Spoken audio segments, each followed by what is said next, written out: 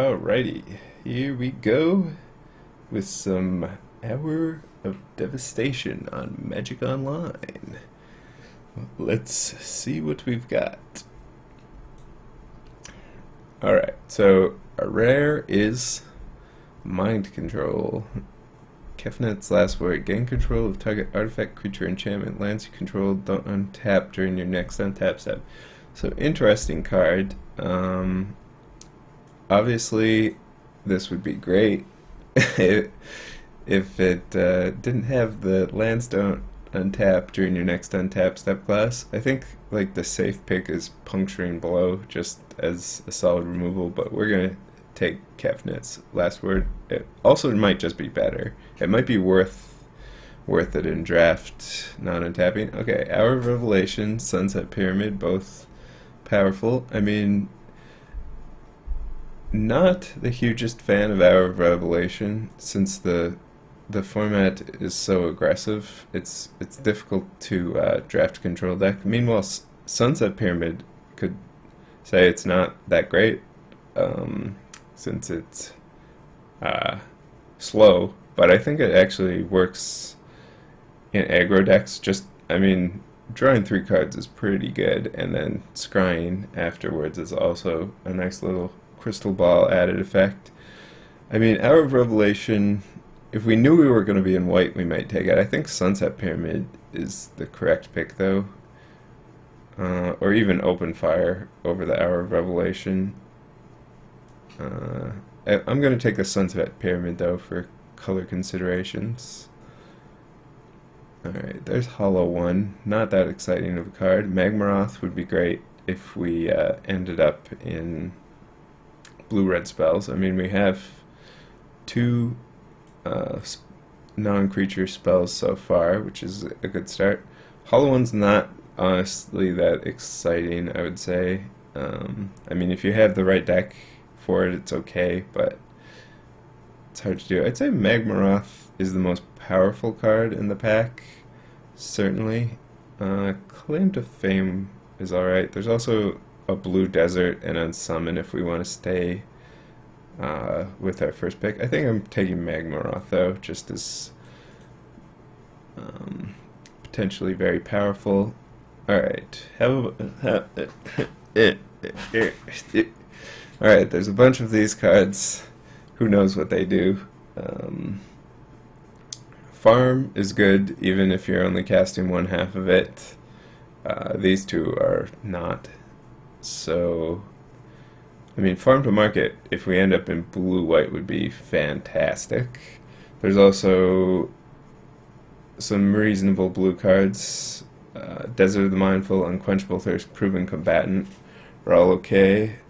And Firebrand Archer is actually pretty good, too, in the blue-red spells archetype, which we were kind of thinking about getting in on. Here I'm going to take Unquenchable Thirst, I think. Potentially a huge upside if we get some deserts. We might wheel those blue deserts we saw. Not sure about that, though. Okay, there's a Gilded Ceradon. Crash Through is actually surprisingly amazing because you can just cycle it turn 1. You don't actually need a creature to just cycle it.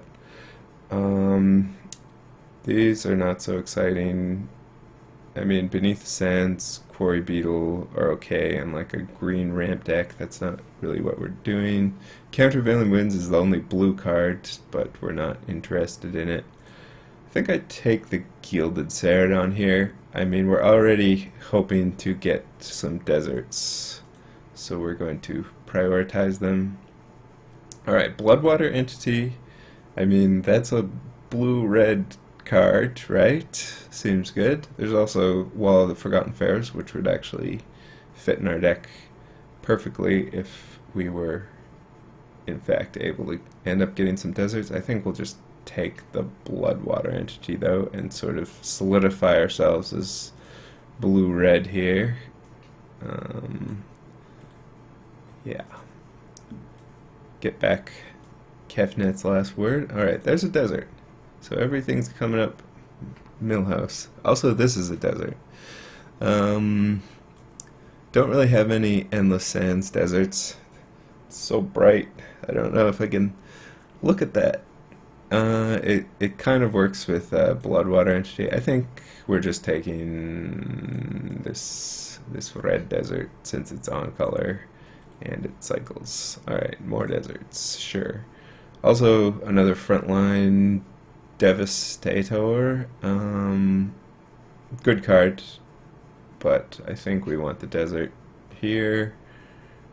I mean, we should be able to find something of equal value, like even this what is this called? Granitic Titan is like somewhat comparable. Alright, there's a wall. Beautiful.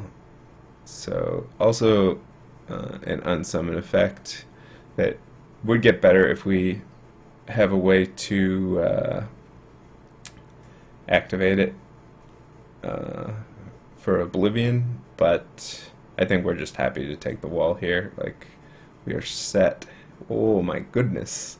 These are both amazing right now. I mean, Credit Scrapper is just a really solid card, and Unquenchable Thirst is kind of an amazing removal. I mean, if I don't ever see another Unquenchable Thirst, I might regret this, but I think the Scrapper is just high quality. Alright. We're kind of set on deserts. Proven Combatant's fine. I mean, surprisingly good with its Eternalize. Alright, got a Crash Through, which is amazing. This guy is kind of a sideboard card. So yeah, this pack went amazingly. I mean, every card is playable if you include this guy as being playable. So yeah. I mean, Crash Through is just amazing with Magmaroth. Alright, there's a Braid and Supreme Will. Interesting.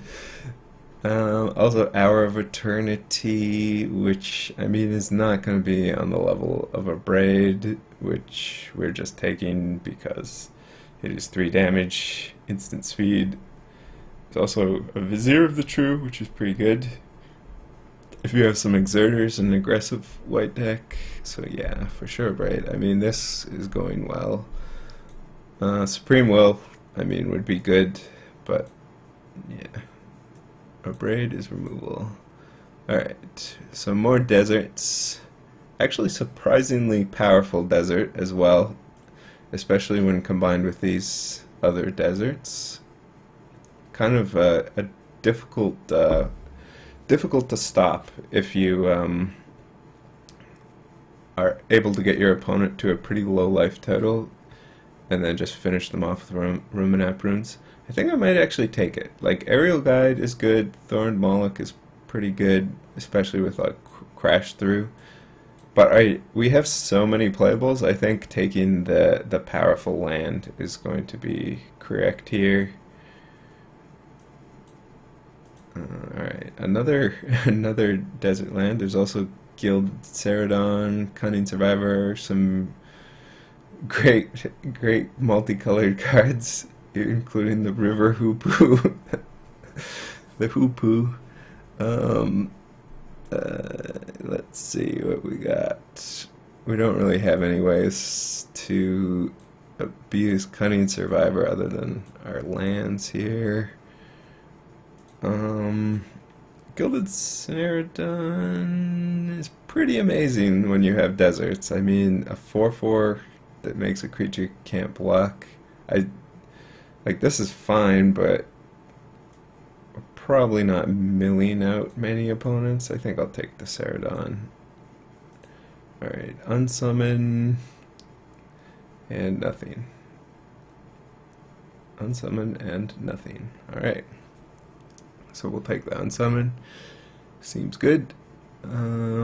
Apocalypse Demon is pretty easy to lock yourself out of the game. Yeah, you would need a very specific deck to make Apocalypse Demon work here. Traveler's Amulet we don't really need at all, so yeah, we're just taking unsummon. Alright, Unquenchable Thirst. Got there.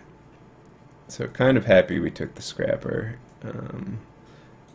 The bad thing about Unquenchable Thirst is if our opponent has some way to make it fall off or bounce their creature or sacrifice their creature or something. So we don't want to be like all in on Unquenchable Thirsts if we can help it.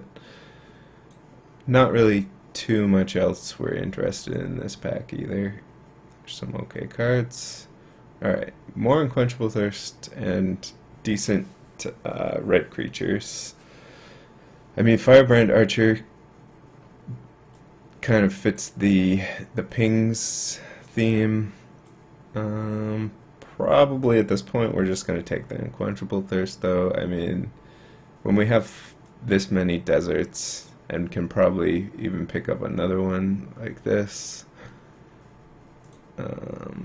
yeah, I think we'll take it over the other options. I mean, strategic planning kind of finds you deserts as well, so we could actually just take that.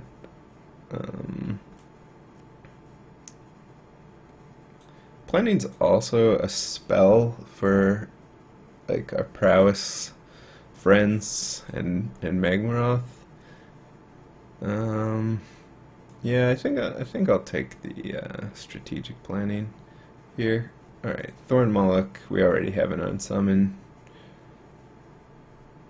so yeah, definitely happy to take a good 3-drop here. We're kind of low on creatures too, so that's good. All right, Hour of Eternity. For each card exiled this way, make a 4/4 black zombie. So can't get our opponent's creatures, kind of like 5 mana for a 4/4, and then starts getting good after that. Not really good in our deck. The question is, do we want Unsummon or Kindled Fury? We don't really need either that much. I think I like the Kindled Fury. Alright. Yeah, this seems good for us. Having a nice big creature with Menace is perfect. / cycling. Countervailing Winds is whatever, sure. Alright. Cunning Survivor, Seer, and the Spider. Nobody's in black-green here, looks like, because that Spider's pretty good. I think we'll take the Survivor. And Amulet, I mean, Crook isn't really that great of a sideboard card even, but we'll take it. Alright, another Survivor. And we actually kind of have a decent amount of cycling at this point. Ooh, Kefnet, alright. Seems good. Can return our deserts and then cycle them. The value. Thresher Lizard would be great. Let's take Kefnet though. I mean, Kefnet.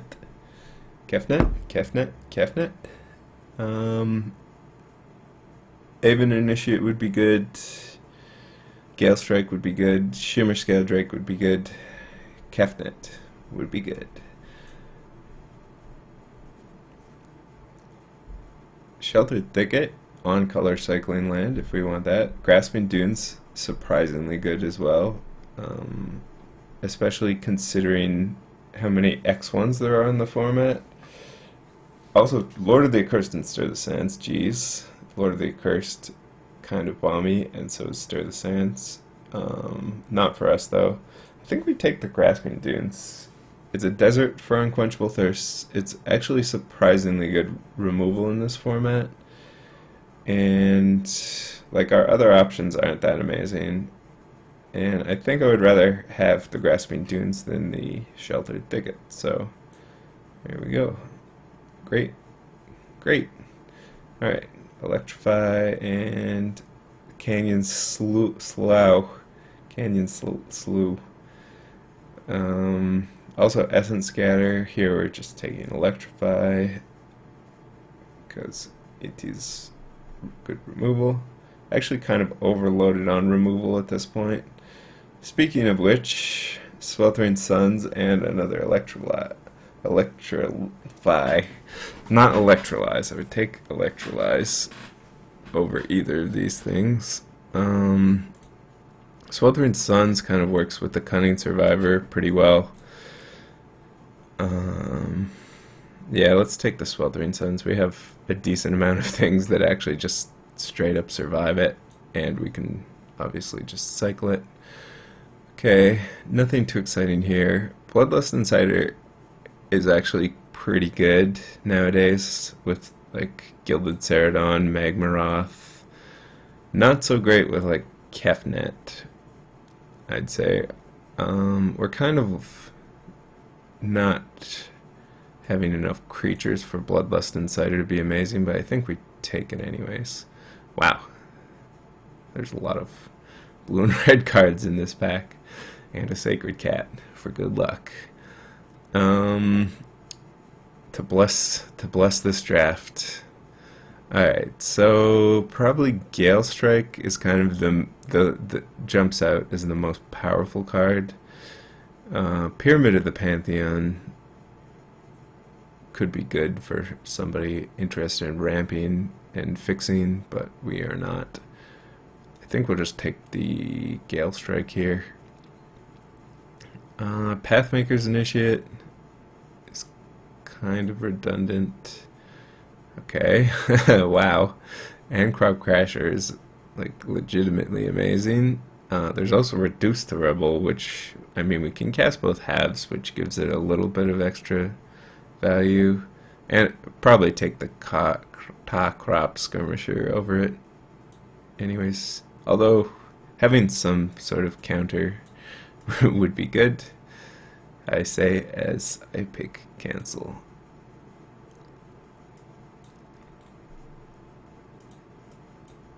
Alright, look at this. Just everything is playable. We have the Embarrassment of Riches. Wow, jeez. I mean, cycling is relevant. We might not end up playing the Cunning Survivors. I think we probably Kefnet and Thresher Lizard kind of push me into taking the Shimmer Scale Drake. Wow, more good flyers. I mean, Blazing Volley is a nice sideboard card, but yeah,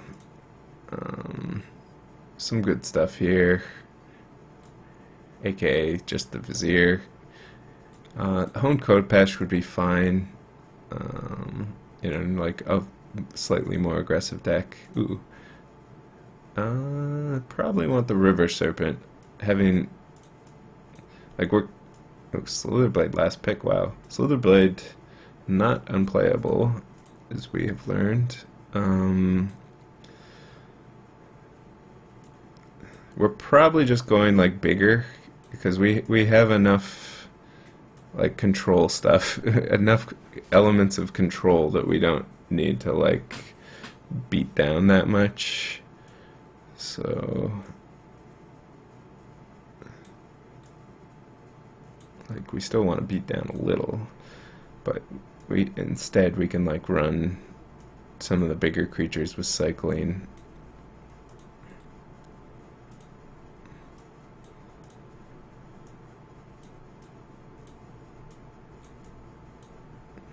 And just like Kefnet our opponent out of the game. Our opponent's...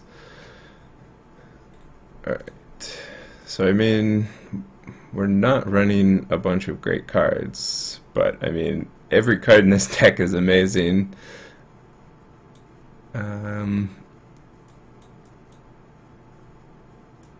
Initiate. Is there like anything we want to play over like Proven Combatant Aven Initiate?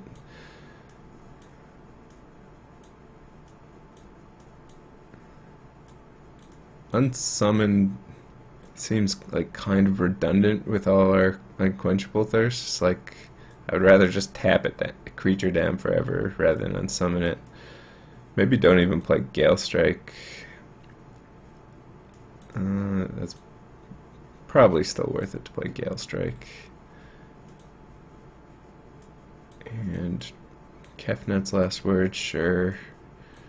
I mean, this is 23 right now.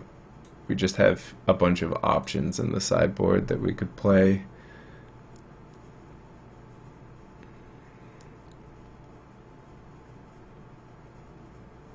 Yeah, Cunning Survivor. Cunning Survivor is a fine, like, wall as well. If we wanted to cut something for it. I don't know what, though. Let's just do it like this. Add up some lands. I mean, we have a lot of cycling lands, so we're unlikely to get flooded. So we're happy to just play 17 here.